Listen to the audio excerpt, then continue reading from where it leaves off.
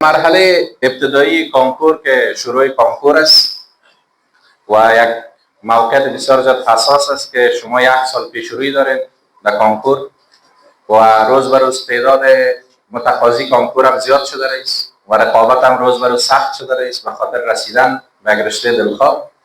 پس این نیاز یک برنامه‌ریزی بسیار زیاد قوی، نیاز یک مدیریت بسیار زیاد عالی برای یک شاگرد نیاز است تا بخواهد در رشته بلند کامیاب شود. اگر این مدیریت برنامه‌ریزی نباشه، طبیعی است که شاگرد در بین تقریبا 1.5 لک 2 لک متقاضی این هم به رشته دلخواه خود نمیبره و کنکور هم روز به روز نفسگیر شده است. روز به روز با تقسیم کردن رشته ها و با سوالات جدید جور کردن، با سوالات تکنیکی جور کردن، رسیدن به رشته های بلند روز به روز بسیار سخت‌تر شده است. تا یک شاگرد خیلی زحمت نفسگیر نکشه، خیلی برنامه‌ریزی قوی نکنه، این موفقیت ها رسیدنش کم دشوار است که شما این چانس بر شما خوب است که زمیال فرصت دارید تقریبا تا 1 سال پیش روی دیگر و این بسیار بر شما یک مهلت خیلی بزرگ است که از این استفاده بکنید. معمولا مشکلات اساسی جوانان را اگر آدم بررسی بکنه، به خصوص جوانایی که در افغانستان زندگی میکنن، اگر از اینا درباره آینده پرسان شود، یک قسم اینا را ترس و ناامیدی فرا میگیره، چون بحث آینده است و آینده بسیاری گم است، نمیفهمه چی گپ میشه در آینده، مایوس میشه، بسیاری وقت پریشان میشه و این افکار پریشان هر دقیقه رنج میده. امیال اکثریت جوانان را که شما ببینید درس خوان و درس نخوانش پریشانی همی آینده را داره. چی گپ میشه؟ چی کار بکنم؟ درس بخوانم، خارج برم، کار بکنم، نفقه پیدا بکنم، خانه را بچلانم، یا این طرف درس ادامه بدم، آینده چی میشه؟ درس به درد میخوره نمیخوره؟ یا افغانستان چی خواهد شد؟ این چی شد؟ این چی حالت میشه؟ او چی حالت میشه؟ این میره در ذهن خود چرخش داده این بسیار به یک آدم پریشان تبدیل میشه و مسیر از پیشش گم میشه و این گم شدن مسیر باعث از این میشه که یک روزی بیدار شه و ببینه که بسیار عمر تیر کرده و حسرت از این بخوره. در وقت باز کل چیز از دستش میره واقعا و انسان ها هم فعلا جوان ها اکثرا در این حالت سر دچار است، کلش هم پریشان، کلش ناامید و نمیفهمه کاری که باید بکنه و مسیر از پیشش گم شد. معمولا گم شدن مسیر تصادفی نیست که ما بگیم اتومات یک جوان مسیر از پیش گم شده. این با انتخاب میشه، یا خواسته یا ناخواسته هر کس آینده خود از سویچ شمیال میزنه در حال حاضر. یعنی شما همینجا کشیشتین، هر کاری که در آینده تان اتفاق میفته نمیال سویچ میزنین، در آینده همو پیش رویتان برملا میشه. میبینید که آمد هر کاری که کمیال تعدابش شما میبینید در آینده رشد کرده در پیش رویتان آمده. چی را شما بفهمید چی نفهمید، چی برنامه ریزی کرده باشین چی هم تصادفی کرده باشین، ولی آینده به دست خود آدم میباشه. این مسیر بسیار زیاد تاریکی که برای جوانان سر دچار است، بیشتر انتخاب خودشان است. شاید بسیاریش نفهمه اما خودشان زندگی را به این مسیر کشانده رفته که متوجه نشده که چطور به حالت رسید و روزگار در حالت میرسه قدری عمیق میشه، این شکافای عمیق میشه که برش آزاردهنده میشه. والا میگه من بسیار اشتباهی بزرگ کردم تا آمدم تا اینجا. ما مسیر جوانا را نقشش و 2 مسیر تقسیمات میکنم و تمام جوانایی را که دیدیم در 2 مسیر میره و هیچ کسی گفتم مسیرش تصادفی نیست، خودش انتخاب میکنه، خودش نقشش میکشه، خودش پلان میگیره، خودش تصمیم میگیره و در اون مسیر میره و این 2 دانه مسیر بیخی روشن و واضح است. شما بعد از این در هر مرحله سنی باشین، در هر مرحله درسی باشین، باز یادتان که بیا که من در کدام مسیر قرار دارم، از نشانه هایش واضح میفهمین که من در کدام مسیر قرار دارم، در کدام راه روان هستم، بیخی براتون روشن میشم. شما از سردرگمی نجات پیدا میکنید. حداقلش همین میشه که از سردرگمی خود نجات پیدا میکنید که راهگم نباشه آدم. یکی مسیری است که زندگی انسان تبدیل میکنه به یک تاریکی بسیار زیاد عجیب. این مسیر کاملا تاریک است. ناامیدی، حسرت، پشیمانی، رنجش، مشکلات روانی کلش در اینجا است. انسان هر دقیقه از زندگی خود رنج میبره، هر دقیقه با فامیل مشکل داره، غضب، قهر، بی‌حوصلگی تمامش در اینجا وجود داره و جوان در اینجا زندگی کرده است. این نه از زندگی خود لذت میبره، نه در زندگی کوشش خوشش میاد، نه تلاش خوشش میاد. یک سردرگمی بسیار بزرگه که یک سیاهچاله خیلی بزرگ باشه اونجا خدا اعلام کرده. اما تو رفته رئیس و کدام جایی هم پیدا نمیکنه که دست خدا محکم بگیره که دیگه نره پایین. اما تو میره در این مسیر. یک مسیر دیگه هم این طرف وجود داره، مسیری که واقعا زندگی رو روشن میسازه، مسیری که زندگی رو واقعا روشن میسازه، یک مسیر بسیار درخشان، یک مسیری که درس خوش آدم مسیری که زندگی ساختن، آینده ساختن، ظرفیت بلند بردن، موفقیت به دست آوردن، کلش لذت میده انسان که میبینه انسان لذت برده کار کرده میره. یک مسیر هم وجود داره، اما این مسیر بسیاریا یا تکتیکاش نمیفهمن یا روشش نمیفهمن، از اون خاطر اکثر هم در اون مسیر سر و چار است. در زندگی شما میفهمین کل چیز فرمول داره، اما قسمی که فیزیک فرمول داره که شما اگر یک بدنه فرمول ور دارین دیگه طیاره پرواز نمیکنه، دیگه سقوط میکنه، دیگه سفینه در فضا پرتاب نمیشه، دیگه یک جزء از فرمول مشکل پیدا کنه. اینم رقم زندگی هم فرمول داره، هر جزء از این مشکل پیدا کنه زندگی باعث از این میشه که سقوط بکنه. یعنی زندگی را زیاد جوان خیال میکنه هم تو یک چیز توکلی است، هم تو پیش برده میره رقم نه، زندگی از خود فرمولای خدا داره. هر بدنی از فرمول مشکل پیدا کنه زندگی میره در مسیر تاریک و هر بدنی از فرمول درست اگر اجرا شوی میره در یک مسیر بسیار روشن میره. نفر روز به روز بلند شده میره، از زیر خاک بلند میشه، باعث افتخار میشه، افتخارات کسب میکنه، رشته بلند، جایگاه بلند، جایگاه اجتماعی بلند، دیره روز به روز کسب کرده میره در این مسیر. اما در این مسیری کار نمیشه، در این مسیر روز به روز رنج، تحقیر، بی‌همتی، توهین، اینا رو کلش تحمل کرده با تمام رنجایشی سپری میکنه. چطور در این مسیر مفته؟ بسیاریا ویژگی‌هاش چی است که یک جوان واقعا زندگی خود تاریک میسازه؟ آیا تصادفی میشه؟ یا نه که خودش قدم مانده رفته رئیس خودش متوجه نیست؟ پیشتر هم گفتم هیچ کار تصادفی نمیشه و هیچ کار یک دمی نمیشه که نفر خو کنه صبحی بخیزه بدبخت شده باشه. یک کار نمیشه. این خودش آیسته میکشونه خدا به تدریج، مرحله به مرحله، 1 سال، 2 سال، 10 سال، 10 سال بعد میبینه که یک جای قرار گرفته که دوباره برگشتش هم سخت است و پیشرفتنش هم سخت است. یکی از عناصر اصلی که زندگی رو واقعا به مسیر تاریکی میبره راحت طلبی است. راحت طلبی که اکثر جوان‌ها را که ببینن امیر خوش داره، درس سختیش کس خوش نداره، میگه آسان باشه دیگه. باید زندگی رو کل گپایش کوشش میکنه به راحتی تیر کنه، خو باشه، نان باشه، استایل باشه، ساتیری باشه، همین تیر شده بره. و اگر زندگی به این مسیر بره به مسیر تاریکش میره. کل گپ زندگی نیست. و هر کسی که در زندگی واقعا در موقفی که بده راحتی رو انتخاب کرده، تاریکی رو انتخاب کرده. برجسته‌ترین چهره ها رو ما دیدیم وقتی که در زندگی خود راحتی انتخاب کرده، دیدیم که مسیرش از موفقیت برآمده بیخ. من یک دونه مثال برای شما بگم، چون شما زیادتر فوتبال میبینید، چهره ها رو میشناسید، دیگه جای مثال نمیتونم. مثلا سال 2008 بود، چی وقت بود یک چهره ظهور کرد به نام رونالدینیو. یک چهره بسیار با استعداد در فوتبال، واقعا استعداد فوق العاده داشت، خیلی دستاورد داشت، حتی توپ طلا گرفت. اما این وقتی که سرمایه‌دار شد، این شروع کرد به چی؟ به تفریح و لذت جویی و ساتیری و راحت طلبی و در ظرف 6 ماه باور کنید که از بلندترین باشگاه آمد در یک باشگاهی که شاید نامش آدم نفهمه، سقوط کرده رفت تا روزگاری که پیسه هم گم شد. و اون روز دیگه ما دیدم که اونقدر سرمایه نداره که از یک کشور به کشور دیگه بره سفر بکنه. یک نفری که در اوج شگوفایی بود در اینجا. به خاطر چی؟ به خاطر که او در این مسیر رفته بود. اینم رقم هر کس که باشه، مهم نیست پیسه داشته باشه، جوان باشه، پیر باشه، وقتی که در مسیر راحت طلبی میره، این مسیر ایراد چپا میکنه به سوی تاریکی. یعنی انسان در زندگی کل گپش نیست که بگه ما والا ساعت تیری میکنم، رشخندی میکنم، عیاشی میکنم، لذت میبرم، این زندگی است. کل زندگی نیست. این زندگی رو به قهقرا میبره، انسان سقوط میکنه در این. دیگه برای انسان ها در این مسیر بی هدفی وجود داره. در زندگی هیچ هدف نداره، نفر نمیفهمه کجا میره، آینده چی میکنه، کدام گپ نداره در زندگی که او برش انگیزه بده، هم تو سردرگم زندگی میکنه. این زندگی رو به سوی تاریکی میبره. هدف در زندگی مثل چراغ وارس روشن میکنه، تو راست مسیر خود آدم میبینه. اما در زندگی اگر هدف نباشه، انسان واقعا مسیرش یک مسیر خیلی تاریک میشه. این نمیفهمه چی کنه، آیا کنکور بخونه نخونه، درس برش بی ارزش میشه، پدر به ارزش میشه، مادر به ارزش میشه، رنج ها کلش به ارزش میشه. میگه مرا چی که پدرم گریه میکنه، مادرم گریه میکنه. من میگم اون نانم شکمم سیر است، ساعتم تیر است، مرا در همین دیگه چه غرض؟ اینا کلش از بی‌عدالتی سرمنشأ میگیره. و دیگه برای انسان ها چی میشه؟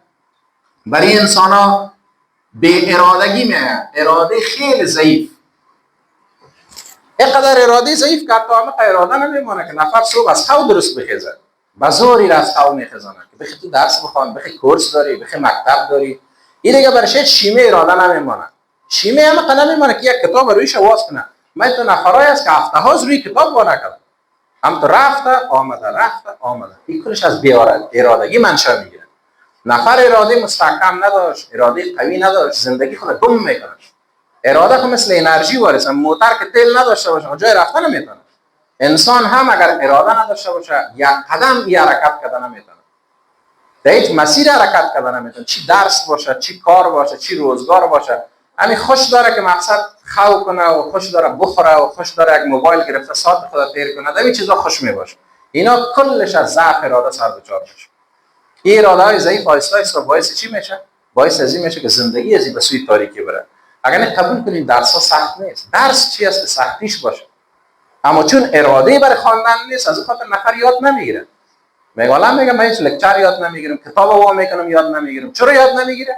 به خاطر که تو مشکلات بسیار عمیق تجربه کرده است. او در زندگیش هدف نداره، اراده نداره و دیگه این کل زندگی رو میخواد در غفلت تیر کنه. غفلت و تنبلی که مثل زار وارد در زندگی. مزه داره، عسل و شیرین است. خو کنه کلگی مزه لذت میبره. روز تا بگاه تلویزیون سعی کنی، موبایل استفاده کنی، چکر بری، تفریح بری، رقص کنی، بازی کنی، این کلگی خوش داره. این خود لذت داره و لذت است که زار گرد داره. آسان عوارضش فهمیده میشه. 10 سال بعد، 5 سال بعد یک وقت میبینه کل عمر داده. 12 سال مکتب رفته، پانتون هم نبر آمده، عمر کلش رفته. این میبینه یک وقت پیر شده. مویا سفید شده، کل شده، جوانی نمونده، انرژیش میبینه در دستش هم هیچ چیز نیست. در اون وقت بازی حسرت میخوره. او الان میگه کاش که من هم سابق والای درس هم میخواندم، سابقی زحمت هم میکشیدم. اینا نتیجه غفلت میشه. غفلت و تنبلی انسان آیستا آیستا میبره به مسیری که واقعا تاریک است. زندگی رو به مسیری میبره که انسان واقعا پریشان میسازه، پشیمان میسازه. یک روز بیدار میشه میبینه که در دستش هیچ چیز نیست. مقصد تفسیر ما زیاد وقتا زندگی اشتباه میباشه. کل زندگی همین نوجوانی نیست. مویکای لوکس، استایلکای خوبیش، نان خوبیش، انرژی بسیار، این رقم نیست کلش. زندگی قزوز رخ تغییر میده که یگان دفعه آدم بیخی تار و پود آدم از بین میبره. من نفرای را دیدم بسیار بادی لوکس داشته، 2 روز لاغر شده. زندگی رخای بسیار عجیب داره. مثلا نفر خو کده صبحی خیسته پدرش از دنیا رفت. خو کده صبحی خیسته یا دوکان بود آمده دیده که بیادر که خوش داره امو رفته از دنیا. میبینه که همشیرهش از دنیا رفته، که امو همشیره که بسیار برش عزیز بوده. میبینه این را دست داده، او را دست داده. یک دفعه ایده کوما میره خودش. میبینه که زندگی خودت رو یک رقم داشته. رنج داشته، دست دادن داشته، تنها ماندن داشته. میبینه تک تنها میمونه. بازو اخی غفلت ها نتیجهش معلوم میشه که اوه تو بیادر تو بسیار اشتباه رفتی مسیره. کلی زندگی خود نبوده رقم خیز زدن و جست زدن و مستی نبوده کلی. این دیگه رویان داشته این زندگی. رویای بسیار رنجاور داشته. این رنجا باز میگیره دیگه انسان. زندگی تو پروسای داره خود یگان دفعه قبرهای دانه بیخی میشکنانم. کم فشار میاره. قبرها را میدان میکنه. این از پدرایتان پرسان کنه. شما قنم میفهمین خود شما سنتان جون خورد است. این بعد از سنف 12 با میفهمین خود. میده آمده میره. آیستا آیستا فشار داده میره. کلایتان کل میشه میفهمین. مویایتان میتکه کلش. دستی که فشار میاد سرتان. چهرهتان چملک میشه کلش. شما تا والا کجا دیدین روزگار زندگی و سختی‌ها و رنجاشه؟ کلش این نیست که موبایل در دستت بگیری بگم تو خواندن گوش کنی، در تیک تاک ویدیو بانی. کل زندگی خیلی نیست. تو یکان دفعه میگیره آدم بین دو تا سنگ آسیایی تو میگیره که آدم موبایل چی نان یادش میره. 3 روز نفر نان نمیخوره یادش میره. این چه رقم سختی بود آمد. این چه رقم محکم بیری بود آمد. و دیگه حالت بسیار خطرناک دیگه اعتیاد است. اعتیاد شما میفهمید معتاد بودن نمیگن. یعنی نفرایی که معمولا تریاک استفاده میکنن از پیش تریاک بگیره 3 روز برش نته دیوانه میشه نفر. خدا میزنه، خانه خدا میزنه، شیشه هم معده میکنه. نفر از کنترل خارج میشه. جوان امروزی هم جوان معتاد است. از دستش موبایل بگیرین، یک ساعت بعد دیوانه میشه. میبینی پدرش هم میزنه، مادرش هم میزنه، همشیره هم میزنه، سرزی هم تو خانه هم شاید اعلام کنه. ما رقمی صدها دانه قضیه رو دیدیم. نفر خاطر یک موبایل که خانه هم جنگ کرده، کورس هم اعلام کرده، کل کار کرده که مرا چرا موبایل ما گرفته، من دیگه درس نمیخوانم. یک اعتیاد است. اعتیاد امور میگه که نباشه پیش تو دیوانه شوی. اما این نیست تریاک استفاده کنی. اعتیاد حال مدرن شده رفته. اعتیاد مدرن اعتیاد است که نفرها را میگیره تار عنکبوت ورم تو. اینم شور خورده نمیتونه. وابسته است.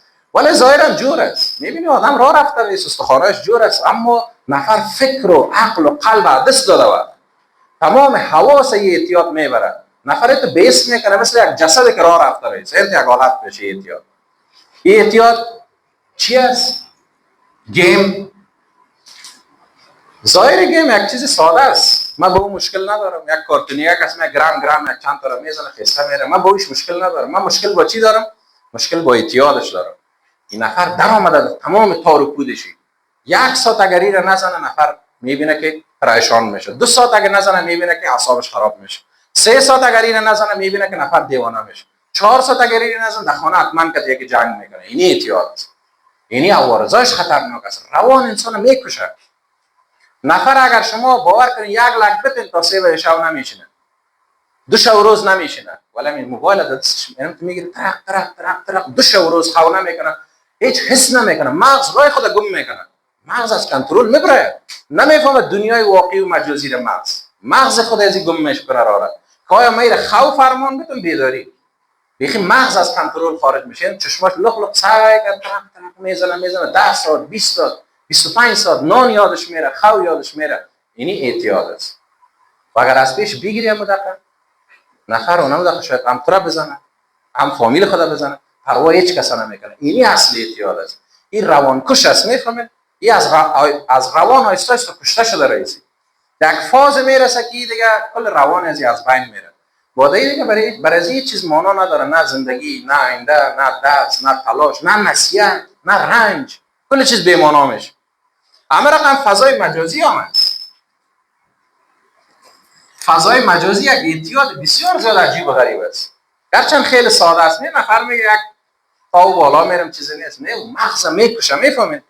شما در اونجا قدر ذهنتون پریشان میشه. یک بالا میری میبینی خبر انفجار، یک بالا میری میبینی یک رشخندی یک نفر، دیگه بالا میری میله یک نفر، دیگه بالا میری میبینی عکس یک نفر. ذهن تیت میشه هر طرف. حیران میمونی تصمیم بگیری کدام از این درست تای کنی. و دیگه خودت که از خودت میمونی هر دفعه متوجه هستی که کی سعی کرد، کی لایک کرد، کی کامنت کرد. کسی که کامنت کرد یک 4 تا تشکری میکنی، خیر ببینی والا اینا تو یاد ما را کردی. اینا رقم زندگی را پیش خل میکنه. کل زندگی همی است.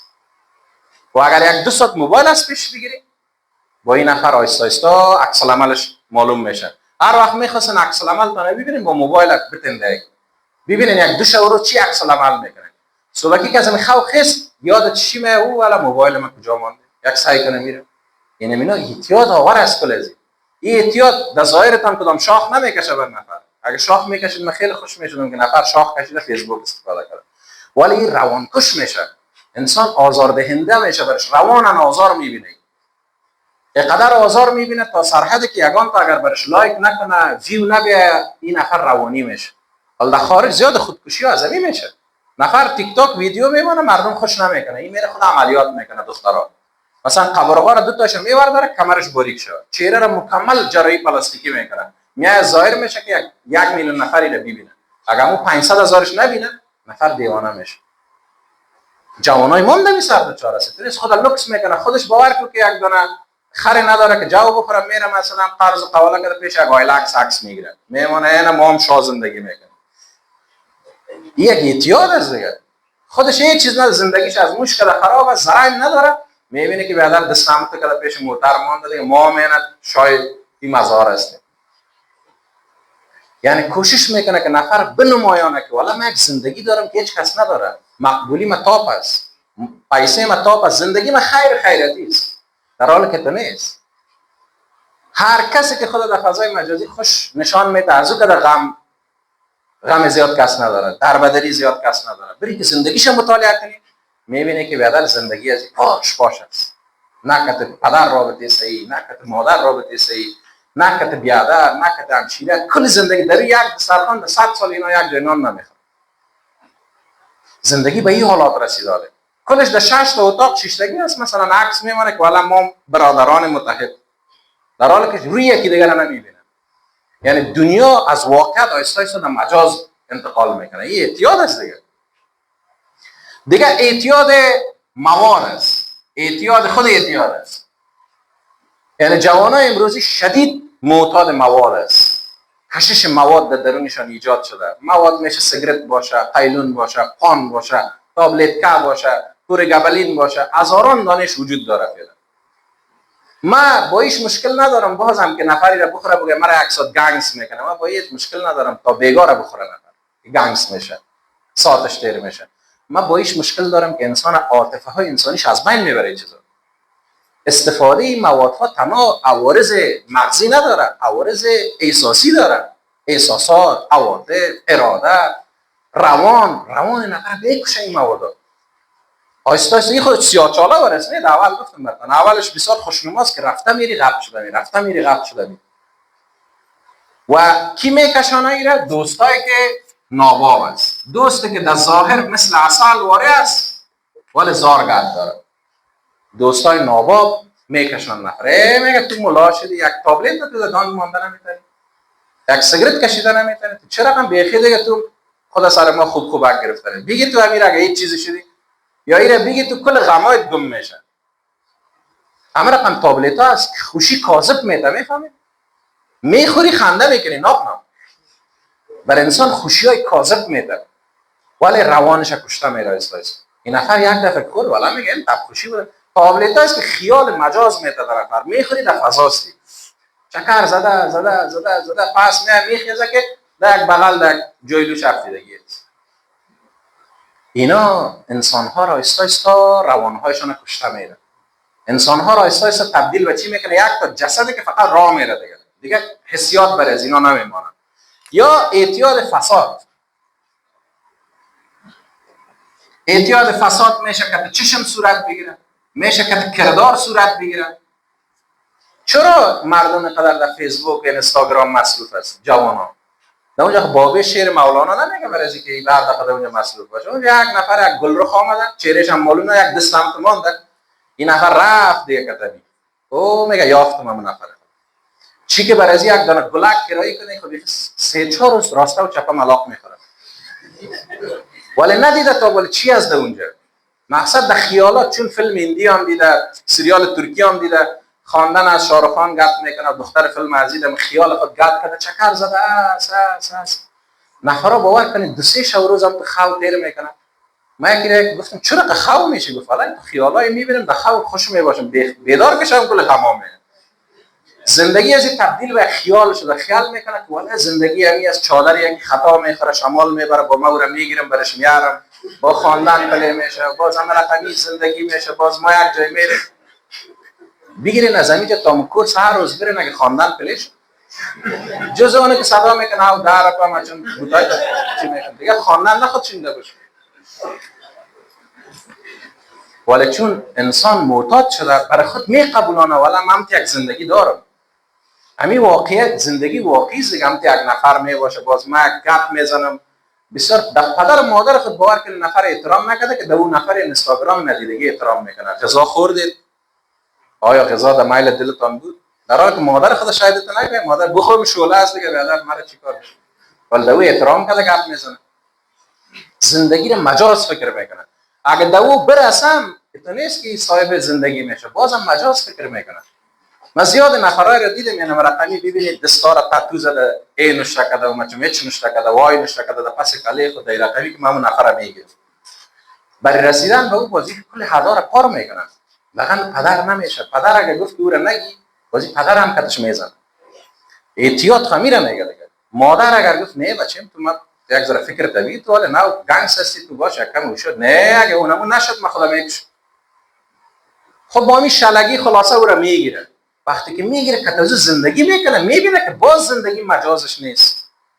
ایده اینجا او زلفا را شمالک نمیزنه، چادر شمالک نمیزنه، میبینه او بینی از یک کم کجا میزنه. میبینه که خو یا موار آدم بوده ای خود. میبینه که آهسته آهسته برای از این کراهیت ایجاد شده میره. یک وقت برای زلف شیر میگه فال زلفش که در نان بکت نالبکی شاید بزنه، این مویای تو در نان چی میگه. یعنی انسان وقتی که در مجاز زندگی بکنه زندگیش واقعا هم رقم بسیار حسرت آور میشه. جوانای ما غرق است در این دنیا، در دنیای خود نیست زیادی. من در صنف یگان وقت لکچر میتونم یگان تو دمی دنیاست مقصد بیغم چکر زده رئیس یک ساعت بعد لکچر ما خلاص شد نفر میگه ما خیاط نگرفتم.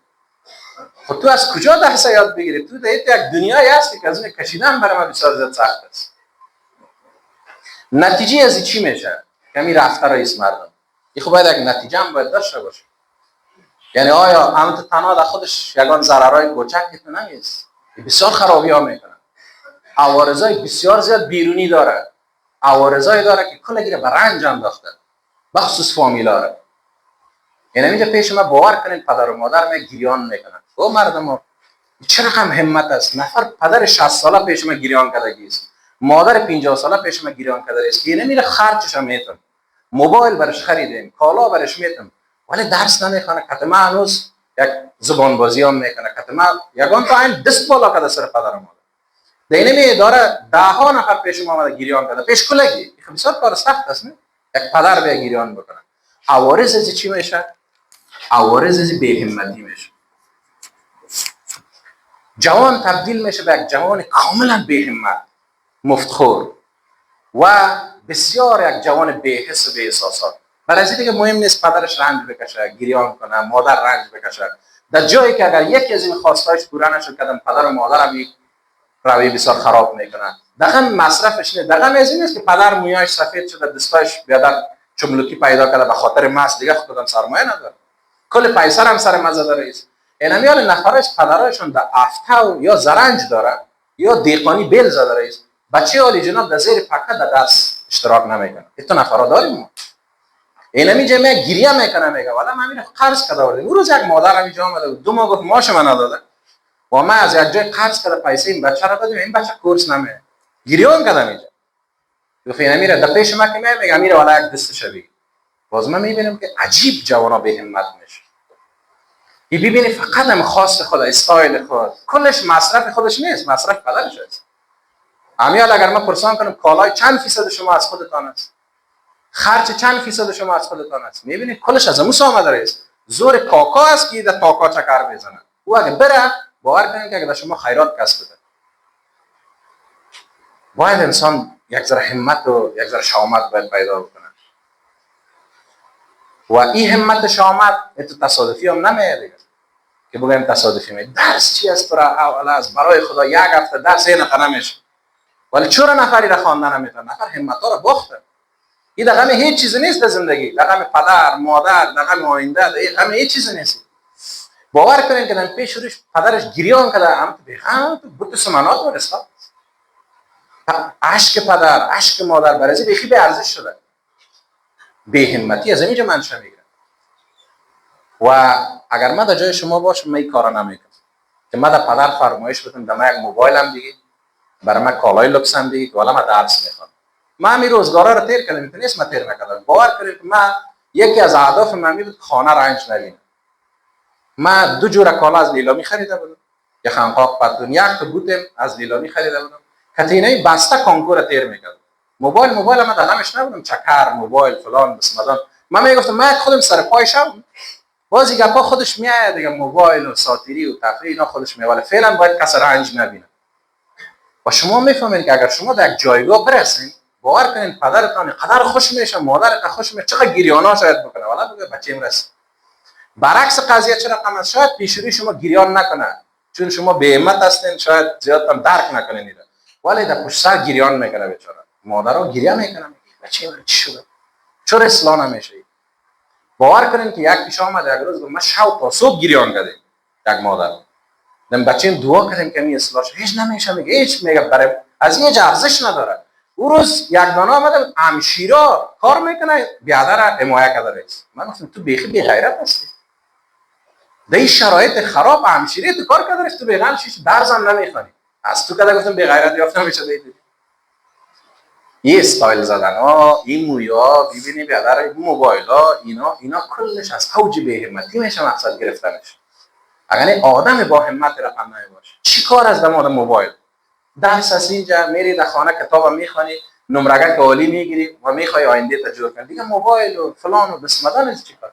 دو جور کالا مویارم طرف یک ماشین کش 30 روپه میگیره، هم تو خرق کده نفر درس خدا بکنه، ولی چرا نمیکنه؟ چرا نفر دینی فاز گرفتار شده، نفر تبدیل میشه به یک جسد کاملا بی‌حس،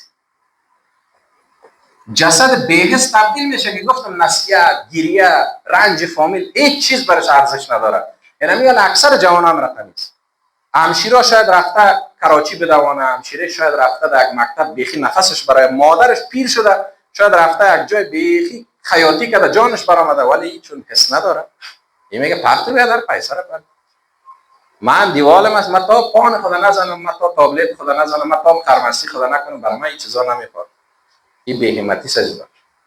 کسایی که در این فاز از کله خدا معده کنن، نصیحت من نیست.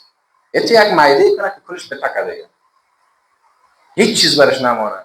چقدر رنج داره این فامیل و خانواده و اینا را. دیگه حافظه را ضعیف میکنه. نتیجه بعدیش حافظه ضعیف میشه. نفر میخونه چیز رو یاد نمیگیره. نفر ریاضی رو گوش میکنه یاد نمیگیره، پشتو رو گوش میکنه یاد نمیگیره، تاریخ میخونه یاد نمیگیره. مغزش آف کرده. مغز نماندنه، داخلش هوا کنی کدوس دیگه. و چون این کار کرده دیگه. حجرات مغزی مرده کلش. که او جذب کنه یک چند چیز حفظ بکنه. حجرات مغزی از بین میره، آهسته نفر تبدیل به چی میشه؟ نفر تبدیل میشه به غیر تمرکز. تمرکز کردن نمیتونه، 5 دقیقه کتاب در دست خود گرفتن نمیتونه. کتاب شاید در دستش باشه، یگان دفعه به اون چکر میزنه که تمون نفر خود دبی هستن. نفر از کنترل بیرون میشه، چون حافظه کنترل خود در دست میده. این حالات در جوانان وجود داره، در یک تاشنی در صدها تاش وجود داره، در درس میخواندگی و نمیخواندگیش وجود داره و این میره تحمل کرده رئیس میفهمین کلگی و نتیجه از این میفهمین چی میشه که رفت این خوارزه بسیار خطرناک داره. یک رنج که روانش درد میده ایجاد میشه برای نفر روانن میرنجه، درد میکشه، هیچ نمیفهمه چرا. از او خاطر زیاد یا معتاد میشه، نمیگم چند دقیقه مقصد امو پروگابلین مرا بیس کنه، امو کفایت میکنه، چند دقیقه مثلا تابلت کا مرا بیس کنه، چون او درون بسیار شدید رنج میکشه. ما خب گفتم نه که این مسیر بسیار تاریک است. این سیاچاله ورس که رفته میری یک وقت میبینی 20 سال بعد یک تک تبدیل شده به یک توته رنج، اف میکشه و کف میکشه، دیگه هیچ چیز برش نمانده و دیگه از سختی های این نفر فرار میکنه دیگه. برای از اینا سختی دیگه واقعا مصیبت وارس، از سختی فرار میکنه. به درس به میبینه سخت است میگریزه، به زندگی سختی سر خورد اعلام میکنه، پدرش شاید اعلام کنه، مادرش شاید اعلام کنه، بگه من یک جای کار دارم، اما جایی که در خیالات شست تو جای میت پیدا نمیکنه. این مردم ها به هیچ کس نفع نمیرسونه. باور کنین اگه پدر و مادرش در بستر شوه، اگه واردارش سلام شاید نده، تو هر روز مریض هستی، همت که رفت کل چیز میره دیگه از نفر. و اکثریت جوانا در مکتب صنفیات را میبینین، در بیرونا میبینین، اکثریت در این فاز زندگی که داره فعلا. پدر رنجانده رئیس، مادر رنجانده رئیس، خود رنجانده رئیس، خود آزار داده رئیس. مردم امی که بکشی در دست یک حرف نشته کنی درد داره این مقصد. چرا این درد حس نمیکنه؟ نفر بیس شده نه. یعنی تاتو من میبینم سوزن است خودم، چیز دیگه نیست. سابق که بود تاتو نبود که چاقو ماقو کش میکرد. اینا کلش درد داره، ولی چرا درد داره حس نمیکنه؟ این دردای کلان داره، اینا رو نمیفهمه دیگه. جوان باور که سنش اینه که میبینی که یک قدری رنج داره که رنج 40 ساله در گردن از یافتیدگی است. خود غرق کرده با دوستای نابا، با برنامه‌های نابا، با اعتیادایی که برای خود ایجاد کرده. اینال دیگه یا علی جناب میاد اصلا تو کنکور میشینه، والا میگه من درس میخوام و درس هم یاد نمیگیرم، میگه خیلی سختی میکنه. تو از کجا اینقدر در پایل زولانه بند است؟ از خانه تا اینجا که میای تو ریشه میشه اینقدر گرز بند است در پایش، کش کرده رئیس، گرز اعتیاد، گرز تنبلی، گرز این درس از کجا یاد بگیری؟ بسیار برش دشوار میشه، یا مجبور میشه اعلام بکنه، یا اگر فشار خانوادگی باشه نمیشه تحمل کرده ولی چیزی رو یاد نمیگیره. گوش میکنه گپا نمیفهمه هیچ. نه چیز ساده را میفهمه نه مشکل را میفهمه. چرا حافظه ها به این حالت سر دچار شده؟ کلش علت داره. اما توصیه من به شما این است که از اینجا در هر مرحلهش آدم باشه باید خدا نجات بده. خود آدم است، برادر آدم است، هر کسی که باید از این مسیر بیاید. این مسیر بسیار خطرناک است. این مسیر بسیار رنج آور است. این طرف یک مسیر دیگه هم وجود داره. یک مسیری که باور کنید کتاب خواندن لذت داره. در کنکور برآمدن لذت داره، موفقیت لذت داره، افتخار آوردن لذت داره. کل از میبینی که در پدر تو افتخار میآفرینی، میبینی که خوش میسازی، شد زندگی خود خوش میسازی، میبینی که زیربنای زندگی میمانی برات. یک دفعه هم تو میبینی که متحول میشی میبری بیرون، میبینی که افتخار کسب میکنی، میبینی که در یک رشته برآمدی، یک چند وقت بعد در کشور خارجی میری تجربه دیگه کسب میکنی، یک روز میبینی که صاحب قدر افتخارات شدی که خودت حیران میمونی از کجا شده. این زندگی در این مسیر است. این مسیر کلی تا در این مسیر آدم نره مقصد اینا کسب نمیشه. و جوانای بوده که برش نصیب شده. ایت نیست که در ملک ما کلی در بدر است. نه نفرا بوده. واقعا ما افراد را دیدیم که از زیر خاک هم تو خود بیرون کرده، از زیر دود خود بیرون کرده. در کشورهای خارجی ساله، در یک جای خلاصت باعث افتخار خود و خانواده خود شده، بیغم کار کرده، زحمت کشیده. چطور پتانسیل در اونا نصیب میشه و انرژی در اونا نصیب میشه؟ مسیر بسیار مهم است. فرمول بندی زندگی بسیار مهم است. حالا چون وقت و قدر نمیمونه، یعنی من ایناش هم میگفتم، اینا رو با یگان روز دیگه توضیح میدم. حالا هم یک بدلی از این وقت من برای شما گفتم که جوان امروزی چرا رنج میکشن، چرا مسیرش واقعا یک مسیر است که دل آدم میسوزه، چرا مسیرش که هر دقیقه درد میکشه، به خاطر که خودش انتخاب کرده. شاید نفهمیده باشه، شاید هیچ احساس نکرده باشه، ولی چون فرمول بندی به شکل مسیر میبره به شکل، یک روز سر بالا میکنه، میبینه که همه چیز از دستش رفت و میرم از دستش. مقصد بازم تاکید میکنم کل تازگی جوانی نمیماند، چهره های زیبا نمیماند. من شاگردای امیال زیادش مویایش رفت، موی سفید شده. یعنی من خودم سنم کلان نیست، ولی چون من سابق درس میدم و دیگه فشار زندگی زیاده است، باور کنید در 2 روز موی سفید میشه نفر. یعنی من یک دانه شاگرد داشت میقدر تبخوش بود، همین شوقی خانه رفته، یک دفعه خبر مرگ بیادرش آمده بود. همین صبح آمد، باور کنید چوب وارد شده بود، همه گریه کرده بود، همه قدر رنج دیده بود. برای ما گفت استاد والا من باور نمیکردم زندگی در این مسیر بیاد. من گفتم میای والا که میخیزی یک دفعه میبینی که هیچ چیز در دستت نیست، اما تو فشار میده که مویات سیخ سیخ میشه، یادت میره استایل، گیم، پابجی، فیسبوک، کل یادت میره، متمرکز میشه در اونجا چی گپ شد. و اون طرف هم میبینی که هیچ کاری کردن نمیتونی، دست مثل خالی است، تجربه نیست، مجبور در این بحران‌ها سر دچار میشه.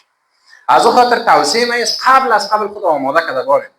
شما بخواین نخواین در زندگیتان رنج و سختی است، بخواین نخواین، تو نیست که بگین من نمیخوایم والا، نه میاید. برای بعضی وقت آمادگی است، همیال تو نیست کل شما تو تپش زندگی داشته باشید. همیال در زندگی بک‌گراند زندگی یک دقیقه چرت کنین میبینین پیسه در خانه نیست، قرض است، مریضی است، اواری است، جنگ است، جنجال است، عجیب و غریب حالت‌ها در زندگی است. یعنی بین اینم تو آدم خرد شده رئیس.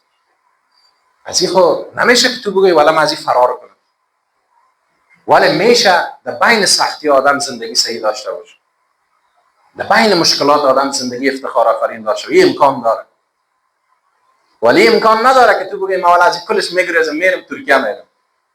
نه در ترکیه جرمنی گپا نمیشه، در کل جای هستی گپا. و دیگه برای جوان امروزی در افغانستان یک راه وجود داره و هم درس خواندن است. اگر دیگر راه می بود من برای شما میگفتم خارج رفتن نتیجه نمیده و بندم از دیگه کار و بار مزدوری شما چقدر بکنین آخر نتیجه نمیده. یک دانه مسیر دارین که شما درس بخونین، در یک جای براین، از همونجا اگر توکل به خدا طالعتان برکنه و بیرون شگوفا شو آیندهتان، یک دروازه وجود داره. دیگه شما هر دروازه رو تق تق کنین عمرتان ضایع میشه، رنج میکشین، انرژیتان ضایع میشه، چیزی به دست نمیاد.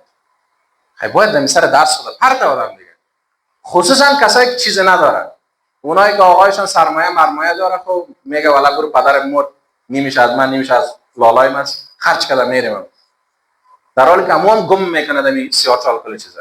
اما کسایی که ندارن اینا خب باید کلر ترپانده زحمت بکشه دیگه. باور کنین یگان تا رو میبینیم زندگی اقتصادیش متوسط است، سرمایه پدرم قدر نداره، ولی بازم میبینی که تو مست ملنگ میگرده، فکر میکنه که بچه فیلم بوده باشه، تو خرج میکنه، تو در همه زندگی نیست که خیال میکنه که این دیگه پادشاه عالم است. نه تو در کجا دیدی تا بالا؟ چرا پدرای ما و شما در افغانستان در سن 40 و 50 موی سفید میشه؟ رنج زیاد است مردم. این ملک یه نمه رقم است. تو نمیتونید اینجا کاکا کاکا دایم بگردی. در این ملک دایم تو نمیتونی استایل زده بگردی. تو یگان دفعه میگیره تا که ایران میمانی که از کدام طرفی بلا آمد. چطور مرد این سن گرفت؟ از اون خاطر در وقتش تصمیم صحیح بگیرید مقصد. اگه دستتان رفت بسیار پشیمان میشه. این وقتا یعنی نوجوانی هست. 11 پس نمیه، صنف 12 پس نمیه و در کنکور نبر آمدین دیگه پس نمیه مقصد. میره دیگه همونطور. فقط مسیر است که رفته همونطور یک روز میبینین که تار و پود تا نگرفت. خانه که رفتین یک ساعت 2 ساعت وارد یک اتاق خدا پرتین طرف آینه سعی کنین که من چی میکنم؟ همیشه اینکه خودم معلوم باید بکنم. واقعا من میخوایم آینده بسازم یا نه؟ واقعا من میخوایم در این مسیر برم یا نه که از اینجا خدا نجات بدم؟ امیر خب شما یک تصمیم بگیرین، یک سعی کنین، یک فکر بکنین، بعد از شما درس بخونین. باز وقت درس هم مزه میده. بسیاری مسائل حیاتی است و هر کدام از این مسائل حیاتی از پیش آدم بره، گفتم زندگی آدم جز پریشانی چیزی بر آدم نصیب نمیشه. برای کلگی طبقه اوناس ذکور هر کسی که باشه، ولی هیچ وقت یاد آدم نره که این طرف یک مسیر زیبای دیگه هم هست. یا هم از خود فرمول بندی های خدا داره، یا هم از خود روش های خدا داره و اینجا چطور ما میتونیم زندگی خدا در این مسیر پرتیم با یکان روز دیگه انشاءالله من برای شما ایره بیان میکنم. اما حداقل شما این اینا را اگر یگان دانه خدای نخواسته داشته باشه خدا نجات بده. در غیر صورت بازی گپای ما را یک 10 سال بعد میکنم میبینیم که رفت از پیشتان کل چیز، زندگی، فامیل، پدر، رنج، مشکلات، درد کلش در گردنتان طوق شدم. و همه کم برتان چالش میتونم که همین نفر بیخی بیسواد باشه او از شنگ آخر بدخشان کش کده ورده باشین در ظرف 1 سال در تپ میبره. بیخی من چالش میتونم به شرط که نفر در اینجا باشه. من بیخی درس، زحمت، تلاش انسان میرسانم مقصد. اینی گپاست که انسان هم تو پایش کش کده ایره در سیالای غرق کرده میره. جوان میزنه کل دستاوردش بار کنیم یگان تا ترکیه میره، پس از اون طرف موی هم دست میده، بادیر هم دست میده، قوارن هم پس میاد، جیبش یک مشت پیسر نیست. چقدر تحقیر توینه. هم رقم زندگی تا آخر میشه. چرا باید آدم رقم انتخاب کنه؟ بسیار دقت باید بکنیم.